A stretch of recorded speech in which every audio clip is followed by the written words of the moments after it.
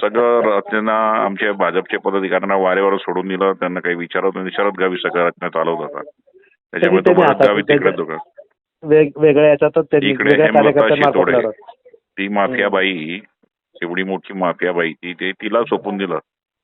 भाजपच्या पदाधिकाऱ्यांना भाजपच्या शहराध्यक्षाला फोन लावत नव्हते. भाजपच्या दुसऱ्या पदाधिकाऱ्याला विचारत नव्हते.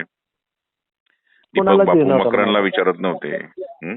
महत्वाचं नव्हतं ना, तिथं काय. तिकडे अक्कलकुव्यामध्ये त्याला याला चालवत होते, काय तो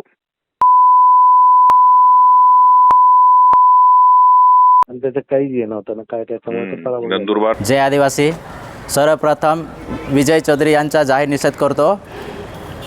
आदिवासी समाजातील बुलंद आवाज ठाणे वाघ असं अखंड महाराष्ट्रभर ज्याने नावलौकिक केलं असे आमचे आदरणीय आमशादादा पाडवी यांच्यावर काही दिवसापूर्वी सोशल मीडियावर विजय चौधरी यांच्या ऑडिओ क्लिप मोठ्या प्रमाणात व्हायरल होत आहे. त्यांना गुन्हेगार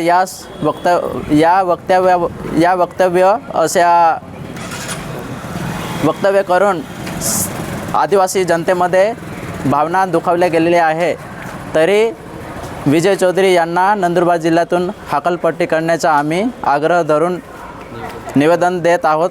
तहसीलदार व पोलीस निरीक्षक नपूर येथे. नवापूर शहरातील तहसीलदार व पोलीस प्रशासनाला निवेदन. अक्कलकुव्याचे आमदार आमशादादा पाडवी यांच्याबद्दल अपशब्द वापरल्याप्रकरणी भाजपचे माजी प्रदेश अध्यक्ष विजय वसंत चौधरी यांच्यावर कारवाईची मागणी. आदिवासी समाजात संताप.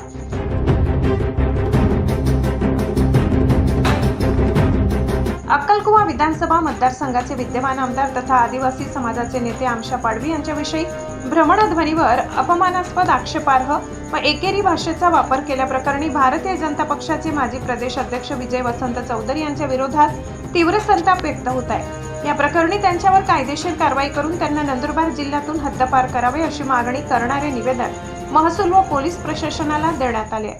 निवेदनात नमूद केल्यानुसार विजय वसंत चौधरी यांनी फोनवर बोलताना आमदार आमशादादा पाडवी यांच्याबद्दल गुन्हेगार व आमच्या अशा अवमानकारक शब्दांचा वापर केलाय. आमदार आमशा पाडवी हे संपूर्ण महाराष्ट्रभर आदिवासी समाजाचा बुलंद आवाज म्हणून परिचित आहे. त्यांच्याबद्दल अशा प्रकारची एकेरी आणि अपमानास्पद भाषा वापरल्यामुळे संपूर्ण आदिवासी समाजाच्या भावना दुखावल्या गेल्या. समाजात तीव्र रोष व प्रशासनाला अल्टिमेटम. या घटनेमुळे आदिवासी बांधवांमध्ये मोठ्या प्रमाणावर राग व रोष उसळला असून जिल्ह्यात कायदा व सुव्यवस्थेचा प्रश्न निर्माण होण्याची शक्यता वर्तविली जात आहे. अशा प्रवृत्तीमुळे सामाजिक सलोखा बिघडू नये यासाठी विजय चौधरी यांच्यावर तात्काळ योग्य ती कायदेशीर कारवाई करून त्यांना जिल्ह्यातून हद्दपार करावे अशी मागणी निवेदनाद्वारे करण्यात आली आहे. तसेच या प्रकरणाची तात्काळ दखल घेऊन योग्य ती कठोर कारवाई न झाल्यास भविष्यात कायदा व सुव्यवस्थेवर परिणाम होऊ शकतो असा इशाराही संबंधित नागरिकांकडून देण्यात आला असून उपलब्ध पुराव्यांच्या आधारे लवकरात लवकर कायदेशीर पावले उचलण्याची विनंती करण्यात आली आहे. यावेळी उपस्थित खैरवे सरपंच इंद्रसिंग गावित, खंडबरा सरपंच अविनाश गावित, उमेश विरजी गावित, सुनील मधुकर गावित, आकाश बळीराम गावित, कल्पेश वडवी, अभिजय गावित, हरीश नाईक आदी मान्यवर उपस्थित होते. आमशादादा हे आमचे आदिवासी समाजाचे मोठे नेते आहेत. नेते दुसऱ्यांदा आहेत ते, पहिल्यांदाच ते आमचे आदिवासी संघटनांचे मोठे कार्यकर्ते आहेत ते. आणि त्यांच्याबद्दल असे अपशब्द बोलणं हे कदापि हा आदिवासी समाज किंवा इथले लोक हे सहन करून घेणार नाही.